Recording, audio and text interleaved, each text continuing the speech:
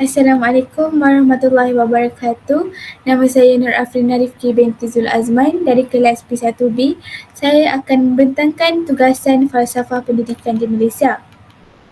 Yang pertama, kita masuk kepada pengenalan. Dalam pengenalan, kita perlu mengetahui maksud pendidikan. Pendidikan menurut Plato merupakan satu proses mengenali kemampuan semula jadi individu dan mendidiknya supaya menjadi warga negara yang berguna terhadap masyarakat dan juga negara. Guru-guru bahasa Melayu merupakan individu yang sangat penting dalam memastikan pendidikan bahasa Melayu di Malaysia mencapai misi dan juga visi yang telah ditetapkan dengan bertindak sebagai penyambung teori dan amalan dalam bidang pendidikan bahasa Melayu. Bahasa Melayu sering menghadapi cabaran dalam perkembangan dunia informasi. Bahasa Melayu ini sepatutnya dimartabatkan kerana bahasa Melayu merupakan bahasa kebangsaan. Oleh itu, guru-guru bahasa Melayu perlulah memainkan peranan yang sangat penting dalam pembentukan kesepaduan ilmu untuk mempertingkatkan lagi kualiti pendidikan dan menjamin kualiti murid merentasi kurikulum kebangsaan negara.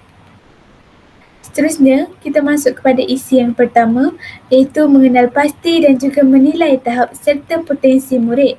Guru-guru bahasa Melayu boleh menilai terlebih dahulu potensi pelajar-pelajar mereka, sama ada mempunyai suara yang lantang untuk berpidato, suara yang lunak untuk bersyair dan bersajak, ataupun mempunyai pelbagai ilmu pengetahuan untuk berdebat. Menurut Baharin, Osman, Syed Muhammad Syafiq dan juga Haliza, setiap pelajar ini mempunyai tahap motivasi yang berbeza, pembawaan sikap terhadap pengajaran dan juga pembelajaran yang berbeza ini dan mereka juga memberi respon yang berbeza-beza mengikut orang kepada persekitaran, bilik darjah dan juga amalan pengajaran. Pihak guru seharusnya terlebih dahulu mencukil bakat dan meningkatkan kesepaduan ilmu dalam diri setiap pelajar. Menurut Khairul Yusri, setiap individu mempunyai variasi ataupun ketidaksamaan dari segi sifat kognitif, emosi, fizikal, moral, tingkah laku, sosial atau bakat dan aspek-aspek lain yang mungkin terdapat dalam diri seseorang individu. Para guru haruslah terlebih dahulu menganalisis dan menilai potensi ataupun tahap setiap pelajar.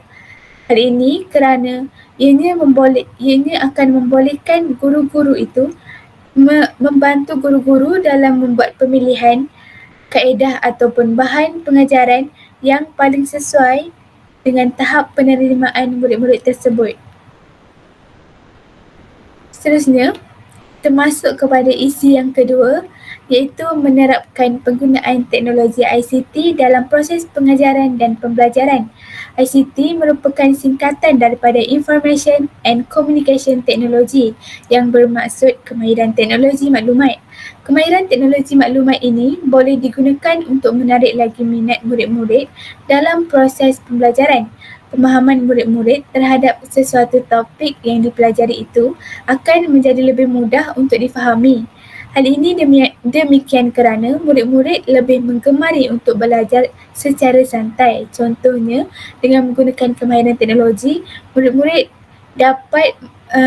dapat mempelajari sesuatu topik dengan kaedah permainan. Seterusnya, kemudahan teknologi ini perlu diterapkan kerana ia boleh membantu murid untuk mencari sesuatu maklumat untuk dijadikan amalan praktikal di dalam laman-laman web yang telah sedia ada. Kemudahan teknologi ini juga membolehkan mereka berinteraksi dengan masyarakat-masyarakat lain. Mereka boleh berkongsi maklumat tentang topik yang dipelajari oleh mereka dengan lebih mudah, ataupun mereka juga boleh saling berkongsi soalan-soalan bagi memantapkan lagi pemahaman mereka dalam sesuatu topik tersebut. Dengan adanya kegunaan teknologi ICT ini, kualiti murid itu akan bertambah baik dengan adanya pemahaman yang sangat jelas setelah berkongsi maklumat dengan masyarakat-masyarakat lain. Seterusnya, isi yang ketiga iaitu mengamalkan didikan menggunakan kemahiran berfikir aras tinggi kebat dalam kemahiran menulis. Guru bahasa Melayu sepatutnya memastikan murid-murid mereka menguasai kemahiran menulis terlebih dahulu, sama ada murid-murid itu daripada kalangan sekolah rendah maupun sekolah menengah. Kemahiran menulis ini sepatutnya digunakan dan diterapkan dengan kemahiran berfikir aras tinggi kebat melalui kaedah pengajaran yang terancang. Menurut Talhah dan Marzuki, kemahiran kebat ini merupakan suatu transformasi di dalam sistem pendidikan di Malaysia ketika ini, selaras dengan pelaksanaan Pelan Pembangunan Pendidikan Malaysia. Kemahiran ini merujuk kepada proses penggunaan minda untuk mengaplikasi, menganalisis, mencipta dan juga menilai pemahaman sesuatu topik yang dipelajari. Kemahiran kebat ini juga dapat membantu murid-murid untuk menyelesaikan sesuatu masalah sekiranya ada masalah dalam sesuatu topik yang dipelajari itu. Sejurus dengan didikan kebat yang diterapkan dalam diri murid, guru-guru perlulah memberi sokongan supaya murid lebih berkeyakinan untuk menyertai pertandingan-pertandingan menulis seperti pertandingan penulisan akademik dengan mengaplikasikan kemahiran kebat tersebut. Dengan itu, kita dapat merentasi kualiti murid berpandukan kurikulum kebangsaan negara. Isi yang terakhir ialah mengaplikasikan teknik pengucapan awam di dalam kelas. Pengucapan awam merupakan satu proses komunikasi antara individu dengan individu yang lain. Dan ia melibatkan proses komunikasi iaitu penghantaran mesej yang berbentuk lisan maupun bukan lisan dan dihadiri oleh pengucap dan pendengar maupun hadirin. Contoh pengucapan awam adalah pidato, ucapan, forum dan juga debat. Contohnya, guru-guru boleh mengaplikasikan pengucapan awam di dalam kelas seperti guru-guru melakukan aktiviti memberi ucapan, forum ataupun berdebat dalam sesuatu topik pembelajaran. Dengan itu, murid dapat memahami sesuatu topik itu dengan lebih mendalam kerana mereka telah mencari terlebih dahulu bahan-bahan untuk berdebat atau berforum lah.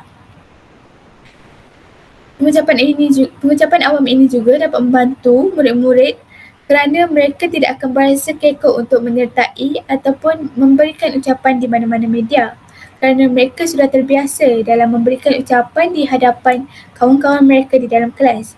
Guru-guru bahasa Melayu boleh memberikan pendedahan yang meluas tentang teknik-teknik pengucapan awam yang betul. Guru juga boleh memberikan sokongan terhadap murid-murid mereka untuk menyertai pertandingan-pertandingan yang berkaitan dengan pengucapan awam untuk meningkatkan lagi kualiti murid tersebut. Kesimpulannya, pendidikan bahasa Melayu memainkan peranan dalam pembentukan kesepaduan ilmu yang merentasi kurikulum kebangsaan negara. Jadi, guru bahasa Melayu haruslah menjalankan tanggungjawabnya sebagai guru dengan sebaik-baiknya supaya dapat meningkatkan lagi kualiti pendidikan dan murid. Okey, itu sahaja daripada saya. Sekian, terima kasih.